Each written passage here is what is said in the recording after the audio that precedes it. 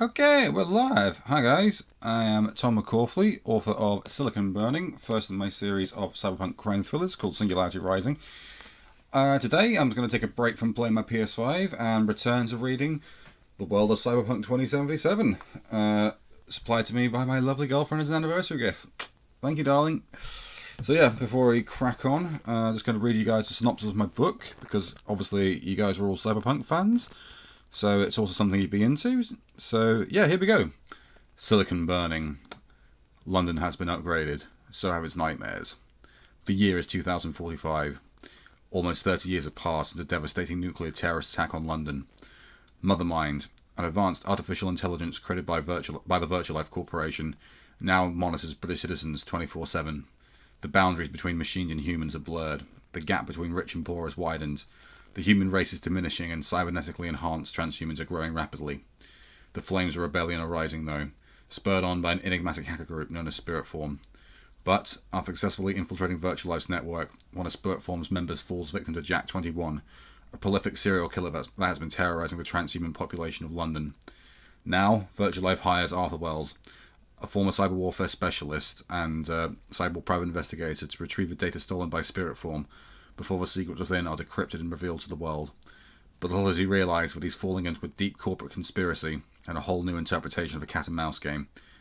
Pick this up at your peril. You will not be able to put it down once you start reading. So that's my book, guys. Silicon Burning, available on Amazon for just $4.99, ebook format, and £15 paperback. And without further ado, let's crack on with The World of Cyberpunk 2077.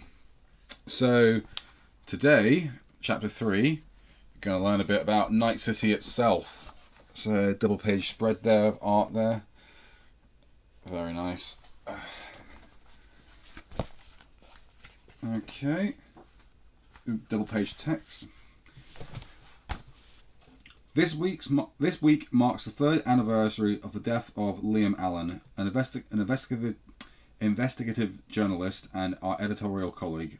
Liam was killed on August 28, 2074, in his apartment by unknown assailants while investigating corporate-backed developers' interest in the Vista Del Rey district.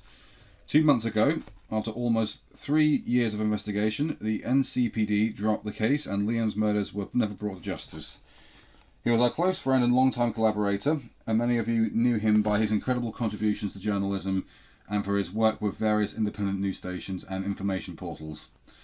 His professionalism and devotion to his search of truth still inspire us in our own work.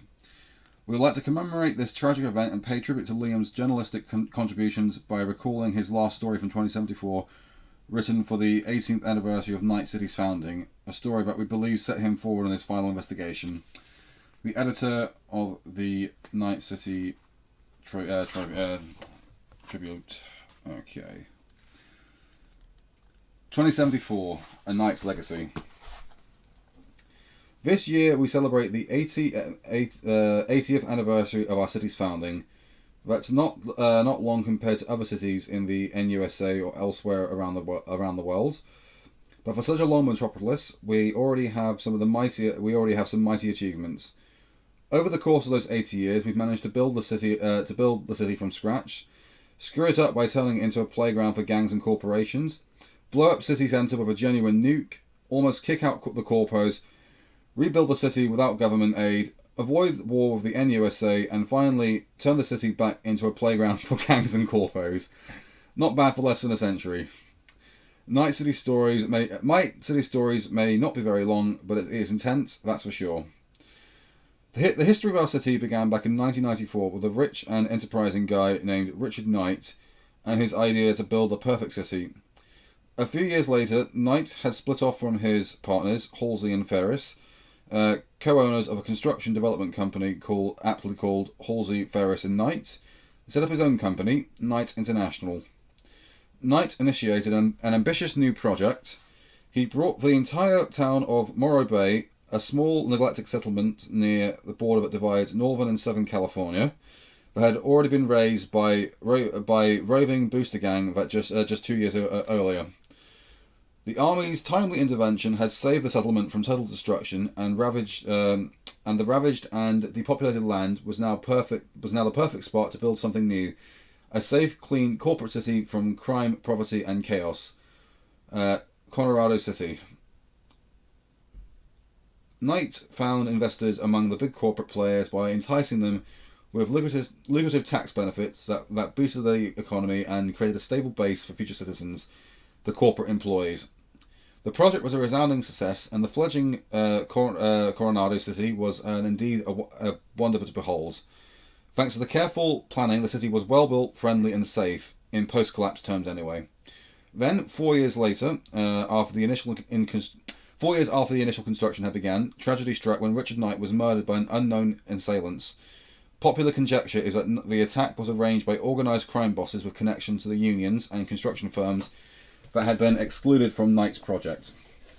Despite public outcry in response to Knight's assassination and an initial opposition to the opportunistic crime syndicates, the mob successfully filled the vacuum of leadership over the next few years, turning Colorado City into a haven for criminal activity. Prostitution, assault, drug trafficking, and cyber terrorism became commonplace, all as the city was ironically renamed Night City in memory of Richard Knight. After a decade of ever-increasing crime and death rates, the corporation decided to push back. Over a period of a few short days, the heads of almost every major criminal organisation died at the hands of unidentified mercenaries, and a new Night City Council was established. The Council's first decision was to enlist the aid of corporate forces, empowering them to act in the best interests of the city and establish peace and order within its limits. Most of the downtown and central districts were cleaned up over the next few months, and over the next few years, most of the devastated parts of the city were pacified, razed, and rebuilt. Thus, corporate reign had begun.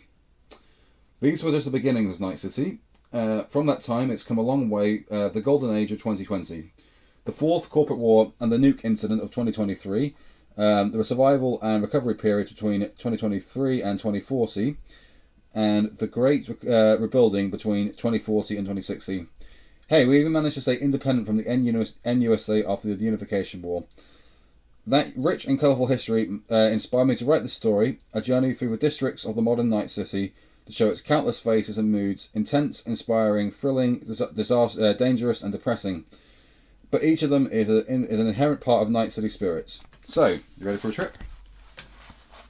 And there's the Night City skyline there.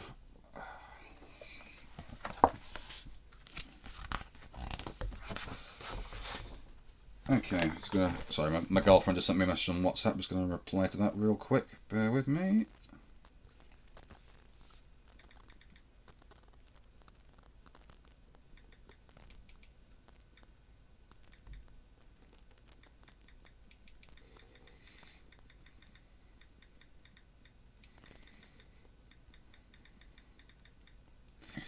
Okie doke, so here we go. I'm going to talk about Watson now, one of the districts in Night City. There.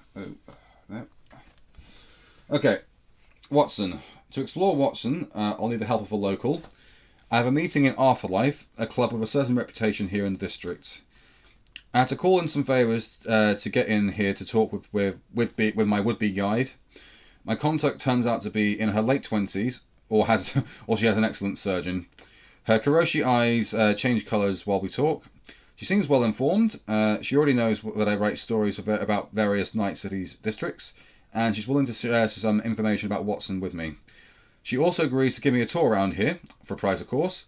We sit over Bloody Marys and she begins her story. Watson used to be a place to live and thrive. During the time of the rebuilding, some wealthy Japanese corps had plans for the district and poured millions of dollars into it.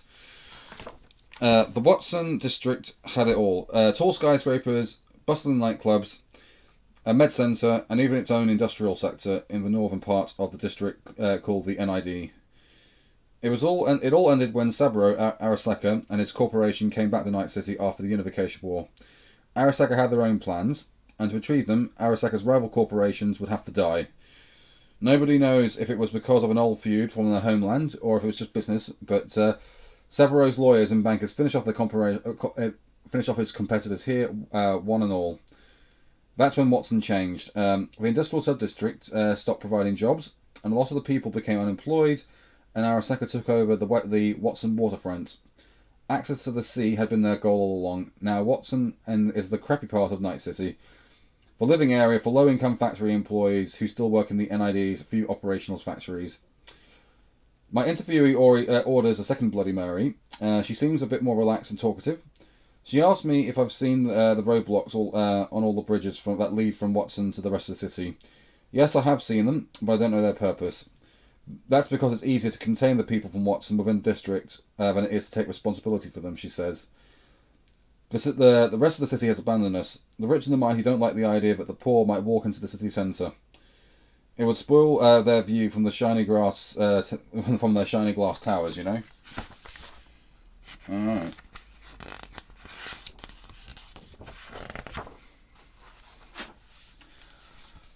Little China. Picture of Little China and Watson there. We exit Afterlife into Little China. My guide seems to know the area well. This part of the Watson district used to be an extension of downtown, and during the rebuilding in the 2040s, there were plans to make it a second city centre. The corporations built some skyscrapers and top-notch medical clinics known as Med Centre. It used to be the best place in Night City to spend some money on body augmentations if you wanted to do so legally. In the late 2040s, the sub-district flooded with Asian immigrants, mainly from the Chinese diaspora, hence its name. During the following decades, Little China became overpopulated and its exclusive tone changed to the current, more ethnic feel. Now, central Little China resembles the poorer areas elsewhere in Night City.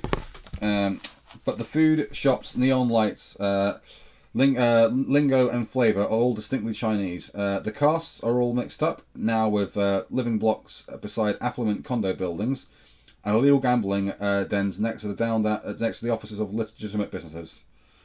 Low and mid-tier corporos come here to have some cheap fun in casinos and strip clubs, and to mix with the poor and homeless on the streets. My guide says that Little China is not claimed by any particular gang, but the tiger clans often come here to have fun. You better not cross them, she says with a wide smile. They're eager to make use of their katanas and tanos, especially when they can get away with it.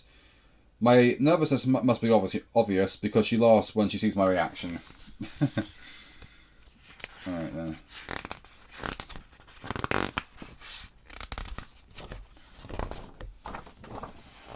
So, Kabuki. Kabuki was once the pride of the Japanese medical corporations in this part of Night City. It was situated adjacent to the famous Med Centre, and as a result, the whole area flourished and prospered. Nowadays, with all the other corporos either dissolved by Arasaka or transferred to the other bank of the Gulf, Kabuki is possibly the poorest sub-district in the city, not including Pacifica. We're talking about remaining functioning districts. But Night City hates a vacuum. The area was quickly repopulated with Chinese diaspora before turning into the shadiest bazaar imaginable. I visited once during the daytime, and at first sight, Kabuki's narrowed, entangled alleyways were full of chop suey joints, seedy cosmetic boutiques, and cheap junk shops, all decorated with Chinese lanterns and flickering neon lights. But this time we're visiting it at night, and I can see the district's second face, Kabuki. Kabuki after dark is the heart of Night City's black market for all manner of illegal transactions: implants, organs, combat drugs, prototype cyber augmentations, steroids, synth viruses, snuff brain dance recordings, you name it. It's all here to buy if you know the right places and people. There are allegedly several black clinics operating in hidden basements or black rooms that install illicit military and prototype cyberware right from the labs of Chiba City or from the top-notch Scandinavian bioclinics. Also the Ripperdocs claim, anyway. My guide warns me to be cautious when buying stuff from an unknown source. Some of the merchants in the hood are supplied by scavengers. Those creepy gangers are the lowest scum around and have an eye for clueless visitors who they'll drag into some basement before cutting out their implants and organs to resell to unscrupulous Kabakubi Ripper Docks. Well, it's a circle of life of the urban jungle. It seems. My contact says lightly. The scavengers run their business undisturbed. The police don't raid the district. The only cops you'll find here are detectives lurking around, competing with fixers and corporate hired investigators, looking for some stolen corporate tech or missing persons. The whole area is densely populated, except for the northern edge, where warehouses and abandoned factories remain occupied by various gangs, transients, and junkies. Tiger Claws maintain a presence in the area, as do some Maelstrom members from the NID, but neither of them claim Kabuki for their own. That vacuum has created a toehold for one of the local gangs, the Mox. Lizzie's Bar, one of Kabuki's most popular brain dance clubs and brothels, is under their jurisdiction. So there's Kabuki, guys.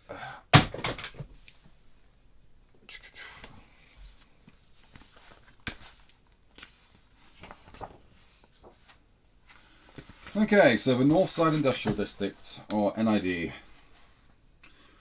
We've decided to wait for daylight to go to the Northside Industrial District, the NID as it's called by locals. Was once Watson's prosperous factory sub-district. Now abandoned and neglected, its factories are mostly non-functional and abandoned due to old earthquake damage and failed investments. No one likes the smell look of NID, my guide says. Wealthy assholes from downtown even built their shiny new apartment blocks at the edge of the district to screen it from their part of the city. Now those buildings are home to mid-level employees who manage the few operational factories in the NID. I guess having corporate apartments is really nice, but for those guys it must be like exile to the foul, smelling, ugly purgatory. Huh. Still, people need to live here. They've come looking for opportunity for a new life. They've got their big chance with their work in the factory, and now they are stuck in limbo. Waking up, going to a shitty job for God knows how many hours, and coming home to sleep. There are no prospects of moving up. If you're born in the NID, you die in the NID, as they say. But those are just regular people. Some of the other residents of the NID are much, much worse. My guide asked me if I've heard of about the Maelstrom gang. In fact, I have. That's why I've packed a gun when I come down here. But the stories I've heard make me doubt if a gun would be of any use if we met with them. She calls them freaking cyborgs and tells me about that the NID is their turf. They use its abandoned buildings as hideouts, illegal brain dance studios, and warehouses for the loot that they steal from corporate transports. You walk into one of those places, you're as good as dead. This time she's not smiling. So that's the Northside Industrial District there, guys. And now Arasaka Waterfront. The waterfront is at the bulwarked island of the corporate authority in the lawless area of Watson. If you're not from Arasaka, there's nothing for you out there, unless you're looking to steal something, of course, my guide tells me. In that case, be sure to cut me in. She doesn't like Arasaka, that's for sure. The Arasaka waterfront is an important link to the corporation's local supply chain. The official data states that hundreds of shipments come through the waterfront every month, packed and sorted by automated robots to be sent to other corporate-owned warehouses and outposts. You can't see much of it though. The first act of the Japanese Zaibatsu was to build a wall around the waterfront to keep Watson inhabitants at bay, gangers, scavengers, and meddlesome reporters like me.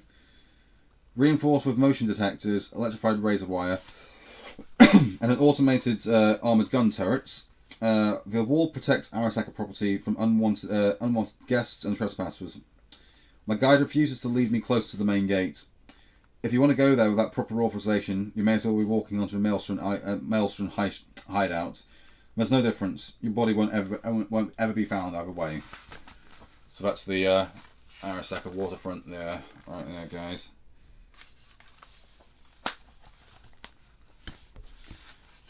They're a big deal, these Japanese birds. Okay, and now we're on to the next district of Night City. Westbrook. Of all the places in Night City, Westbrook is considered to be by many residents to be the best place to live. These are the residences of the rich and powerful, idyllically situated on the north side of the North Oak, the most beautiful sub-district of all of Night City. The second best is Charter Hill, the promised land for all ambitious mid-level corporate employees. Lastly, Japantown, the entertainment centre of Night City, hosts tourists and corpos alike, but things here look completely different 50 years ago. Parts of Westbrook, adjacent to the city centre, suffered significant damage during the nuke incident in 2023.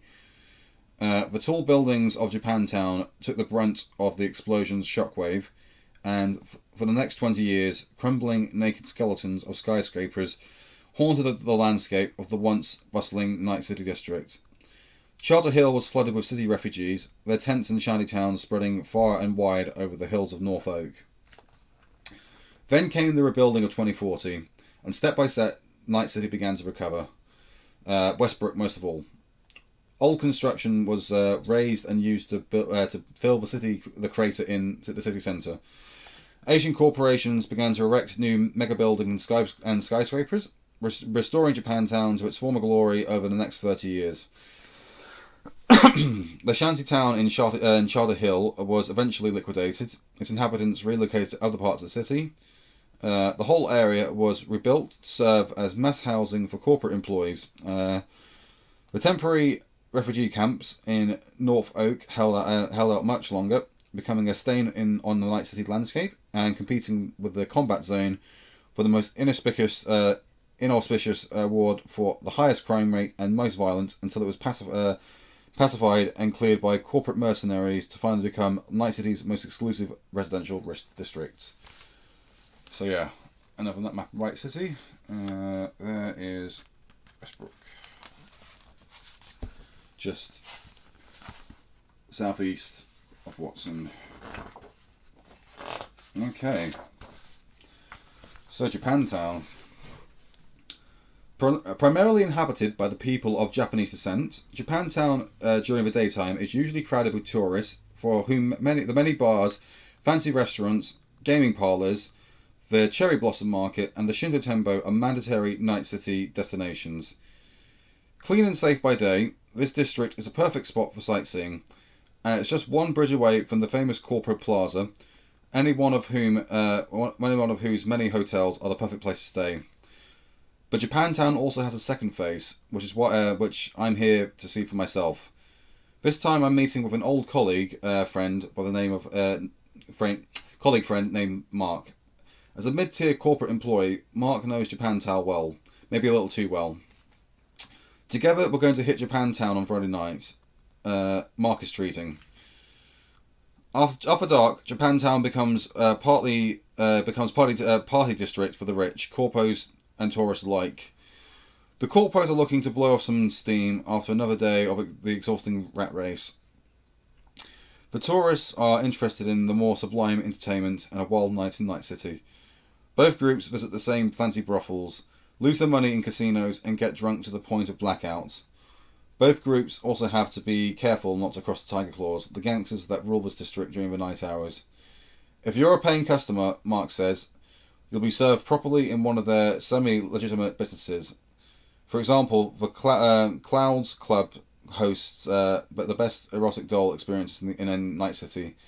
If you do anything brash or stupid, you better have some friends in high places, or things will end up going poorly for you. And by poorly, I mean chopped off body parts, so tread lightly after dark.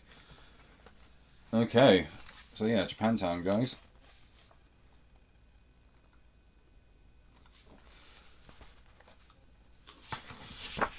I'm just going to get a drink real quick, because my throat's getting a little sore, so just bear with me, guys. BRB. Yeah, that's my keyboard. There it is, keyboard.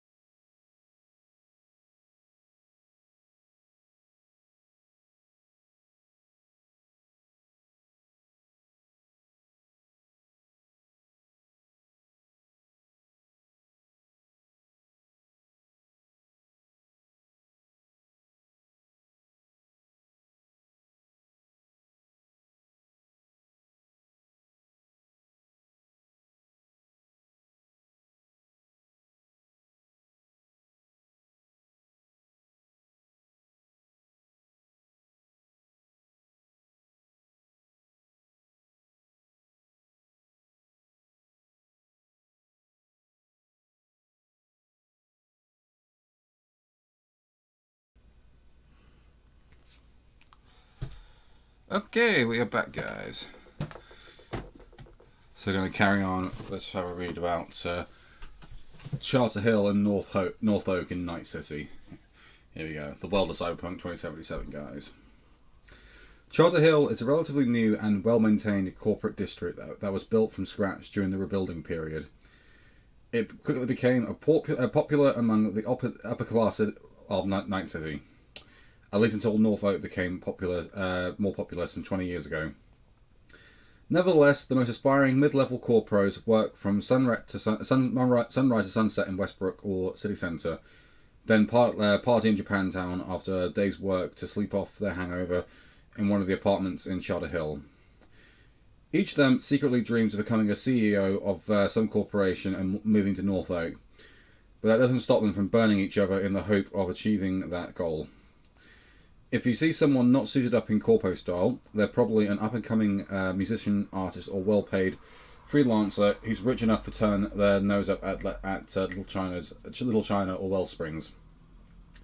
North Oak is the newest part of Night City. It's the exclusive residential district, free of property and gangs. 50 years ago, there was nothing more here than 50 years ago, there was nothing more here than arid hills framing the northeastern border of Night City. After the nuke incident and the destruction of Arasaka's Twin Towers complex, it became the site of a temporary refugee camp and favelas for the next 25 years. This situation persisted up until the early 50s, when the NC government, backed by megacorporations, decided to clear the area out by force. Proclaimed as a war against crime, by the corporate-owned media, this action became a synonym of corporate brutality and prejudice. The North Oak favelas were pacified and raised by corporate developers, and in a few years, the area became the most prized part of Night City. Years of ongoing corporate media campaign eventually watered down and finally hushed the whole incident.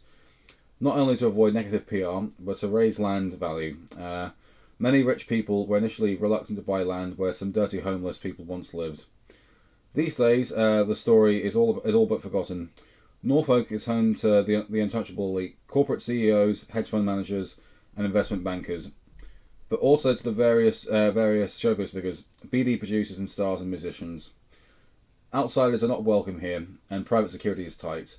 I had to rent an aerial vehicle just to catch a glimpse of the famous district. We flew along the border of North Oak, since the flight zone over the district is also monitored by security agencies, and my pilot did not want to risk his license or his life by breaking laws for his standard fee. Nevertheless, the view was magnificent.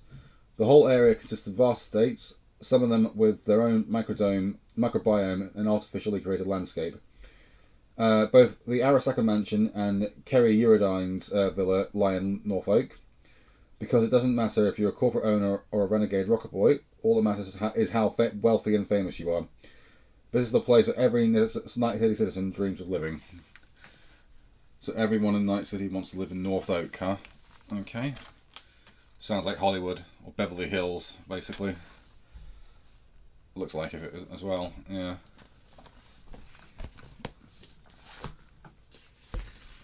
Alright, here we go. Alright, the city centre. As I stand in the middle of the Corpo Plaza, looking at today's city centre, for its mega buildings, offices, bars, pubs, strip clubs and neon lights, it's hard to believe that about 50 years ago this place was a ruined battlefield, still smouldering after the climax of the Fourth Corporate War, when a nuke was detonated by an unknown party on floor 120 of one of the Arasaka Towers. After years of rebuilding and reconstruction, the city centre was restored to its former glory and is once again the seat of Night City's financial and economic power. So there we go, the city centre of Night City.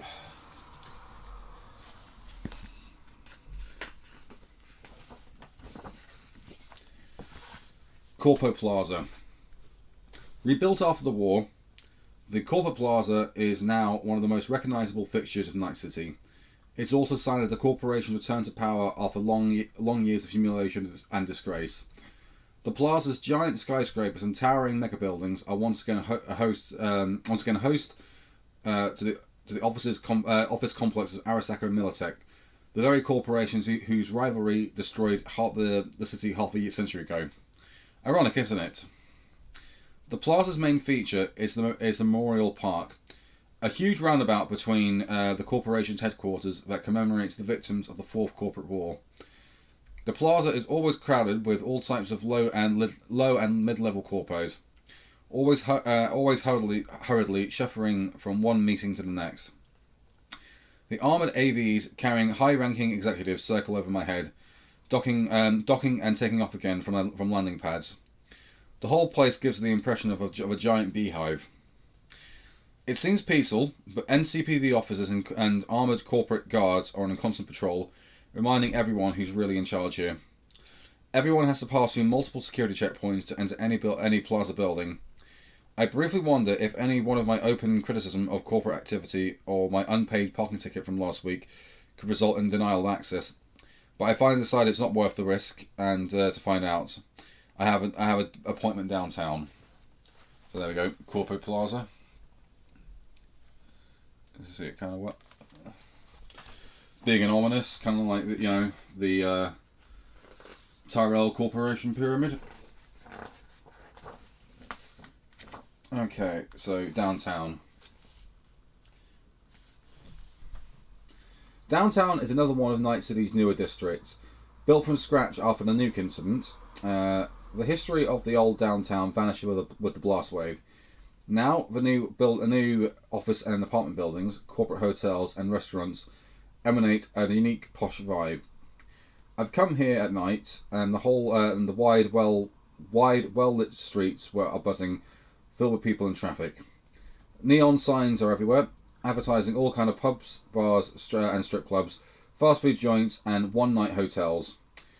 Being an upper-tier district, downtown is also the social heart of Night City. My friend Mark waits for me in one of the local bars. This time he's going to show me downtown after dark, but I'll be paying myself. We're having some drinks while Mark explains the differences between downtown Japantown and Watson's Entertainment District. I noticed the first difference when I paid the check in the first nightclub we visit. Downtown is far more expensive, that's for sure. Like the rest of Night City, downtown has its second face that's hidden during the day and seen only by night. It has dark alleyways, shadowy spots, and sleazy hotels where drug deals go down and black brain dance is produced. These are the places where gangers and from other districts come to have their own kind of fun, and some of them even work as bouncers and bodyguards. Here we go. So that's downtown.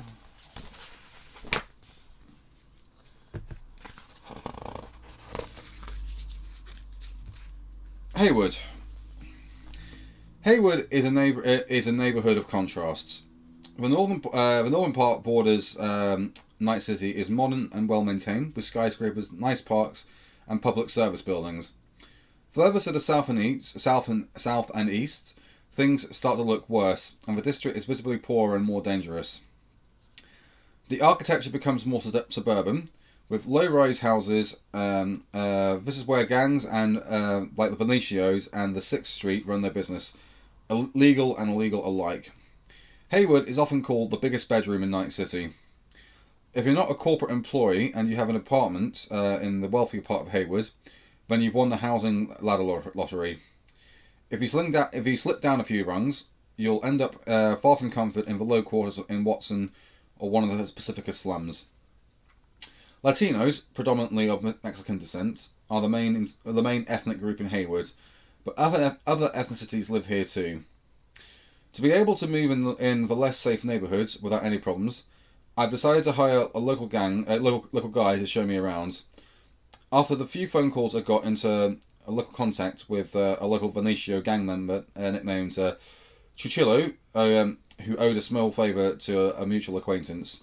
Chuchillo is a big Mexican fellow in his 60s, with a plain, rugged cyberarm and prison tattoos from San Quentin, La Mesa and Tochico, as he told me later. We arranged to meet in a few days to visit the Well Springs, the Glen and the Vista del Rey.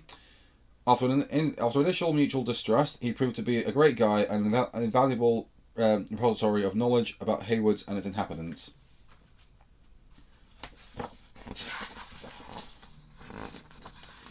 Okay, so Wellsprings. We begin our journey through Haywards in Wellsprings, a relatively safe sub-district, at least on its west side that borders the city centre. Buildings here are newer and modern, erected late in the rebuilding era of Night City. As we gradually travel to the southwest, we see the buildings getting smaller and older. Apartments range from mid-tier to cheap, but Wellsprings manages to keep an overall aura of class. Most of the buildings were built in the second phase of reconstruction. It's part of the city where average people live.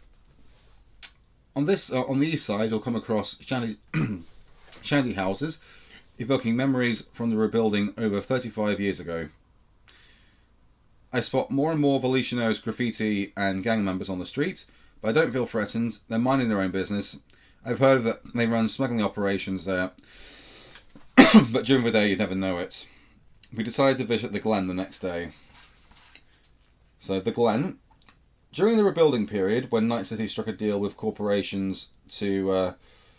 during the rebuilding period, when Night City struck a deal with corporations to rebuild... I'm losing my train, sorry. During the rebuilding period, when Night City struck a deal between the corporations to aid the city's reconstruction, the Glen was planned as the new seat of power for the NC government. As we first enter from the corporate plaza, the Glen seems like a nice place. The state-owned sub-district is rich, clean, and mostly crime-free. Reconciliation Park is tidy and pleasant, surrounded by some elegant architecture, behind which stands the new City Hall, the seat of the current Mayor Lucius Rhine. Considering my past articles about the corruption in City Hall and my guide's criminal background, we decided to stay away. We wouldn't be welcome. Not so far from City Hall, things start to look worse. Buildings are uglier and poorer, and we enter the zone where gangs reign, the turf of the Valicianos and the 6th Street gang. I'll bet they skip this part in the official Night City tour guide. The fact that this poorer area exists only a few blocks from Night City Hall shines an unflattering light on the municipal government. As the buildings get more dilapidated, it's impossible to ignore the clean correlation between their quality and societal wealth and class. The Valicianos are omnipresent here. Chicos usually might keep to their own business, but sometimes shit just happens, Chuchillo tells me. He clearly feels at home here. A few of the Valicianos greet him with a nod.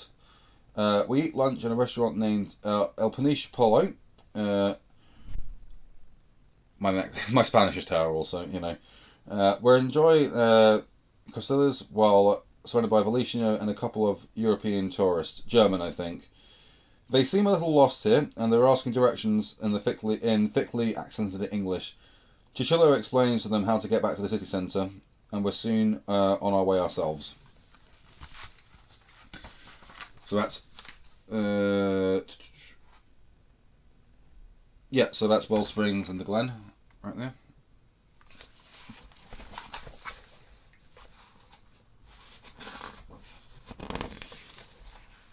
Vista del Rey. Next day, it's time for Vista del Rey. This is the poorest part of Hayward, and is dramatically afflicted with poverty and violence. The older residents are moving out, says Chuchillo, and I can clearly see why. Gangs have overrun this place. The streets are definitely less crowded. Graffiti on the walls of crumbling buildings indicates that the Valicianos are the true power here. But my guide warns me that there are a few still places here held by guys from the 6th Street gang. We're going to try and avoid them. Mega buildings and apartment blocks seem run down and neglected. Life here goes on, but I can't shake off the feeling that this part of the city is dying a slow and painful death. The people here look at me suspiciously, but they're clearly more relaxed when they notice Chuchillo. They wonder if you're gathering info for corpos, he tells me. Corpos are hungry for distrito, comprende? These pedendos will be here sooner rather than later, and we'll be ready for them. Chuchillo smiles and stretches his cyber arm. I understand what he's getting at. I've written a few articles about corporate developers.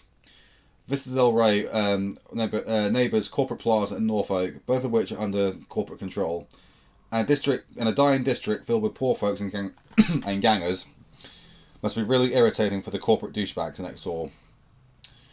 They would probably try to take this area by force if they weren't afraid of the bad PR that pacification of an entire district would cost them. Poor as they may be, Vista del Rey is not a combat zone, but it's dangerous nonetheless. So there we go, Vista del Rey.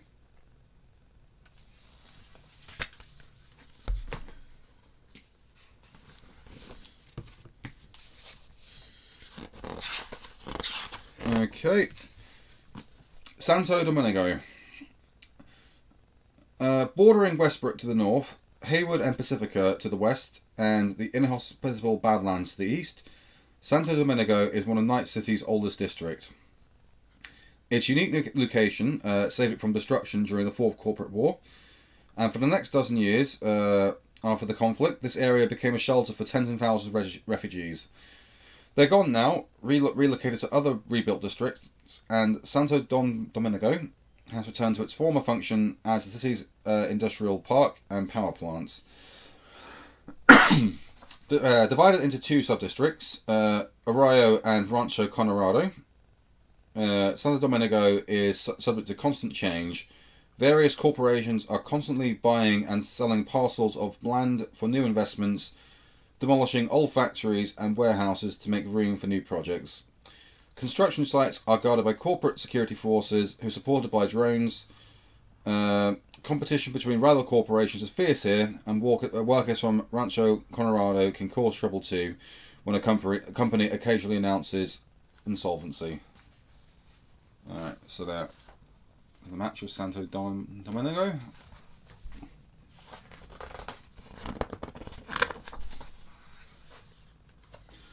Arroyo.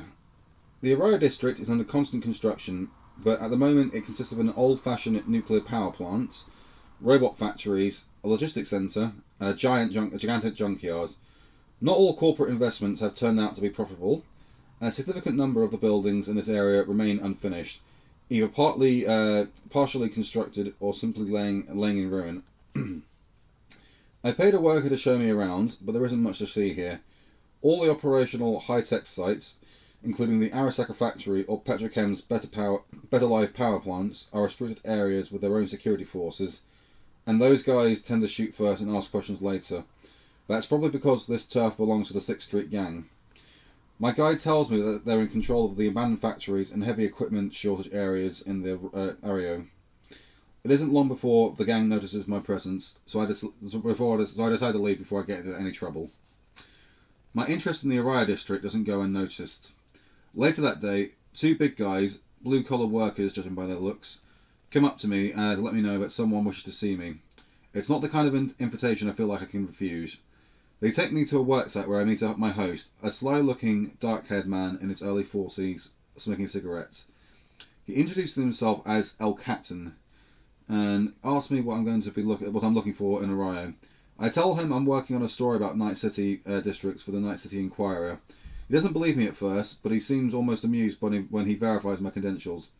"It's your lucky day, amigo," he said, smiling. "Now get the fuck out of here. I don't have time for this. I have a business to run." So there's Arroyo.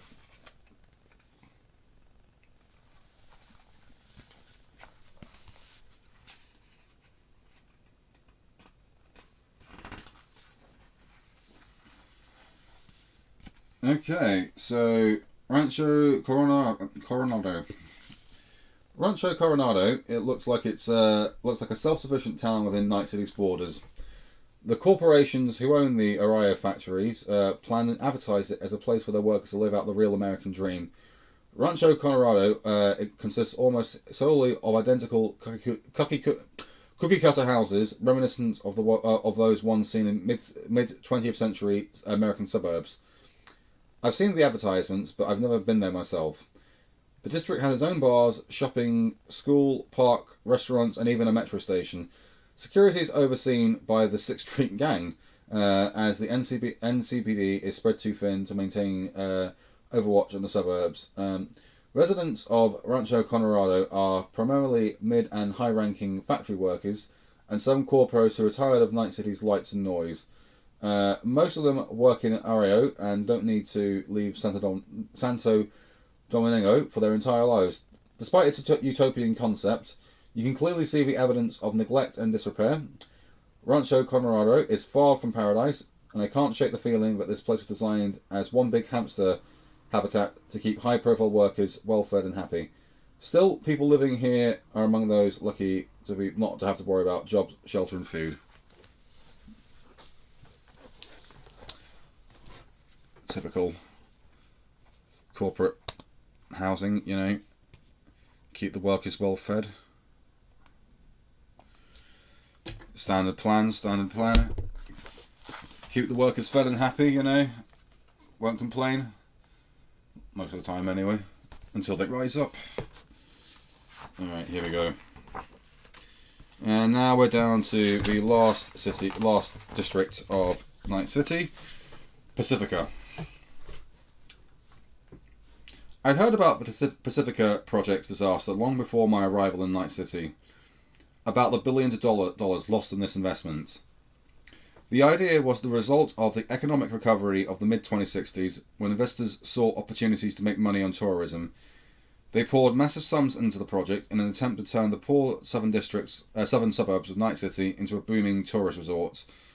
They hired nomads and locals, mainly from the Haitian diaspora, who had settled here in the destruction of their island, to provide a cheap labour force. Then came 2069 and the Unification War. South California was on the federal government side of the conflict, supporting the NUSA and its president, Rosalind Mears, in the face of a new conflict and invasion from the south. Most investors withdrew their funding from their funding and abandoned Pacifica. Some fled in fear of being caught in the middle of the fight, and some of them sniffed out a more lucrative deal by investing in the war. This left thousands of people without a place to go. Then came in an unprecedented act of civil initiative. A local gang called the Voodoo Boys unified the clueless locals to create a new Creole community in Pacifica. The Voodoo Boys, those are the guys in the trailers we've seen.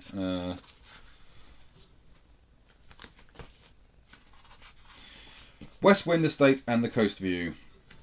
By 2070, when the Unification War ended, some of the previous investors attempted to restart the Pacifica project. This project was not welcomed by the local community, which had already adapted in both districts into favelas. Corporate workers tried to clear the construction areas of squatters, but were met with resistance from the Voodoo Boys. Further attempts by the NCPD escalated to full-scale riots that lasted for weeks. Fearing that clearing the neighbourhood would result in a bloodbath, the chief of the NCPD ordered the withdrawal of police units from the area. City Council shut down all city services in Pacifica to force the Voodoo Boys and the locals to leave, but to no avail. From that time, both the West End Estate and the Coast View districts slowly turned into a new combat zone within Night City. Neither the NCPD nor corporate forces have any power in Pacifica. Gang fights and drug traffickers are part of the daily routine here.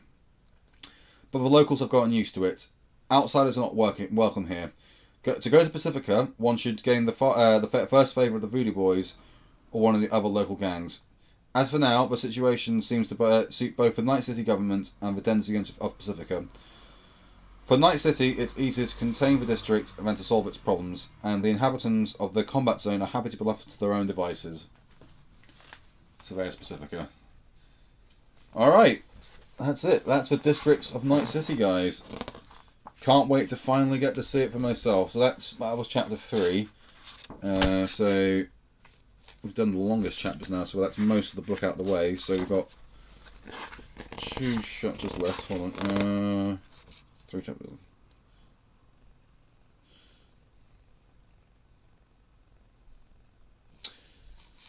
Yeah, but they're much shorter, so that's okay, cool. Yeah, so I'll probably do the other chapters later this week, guys.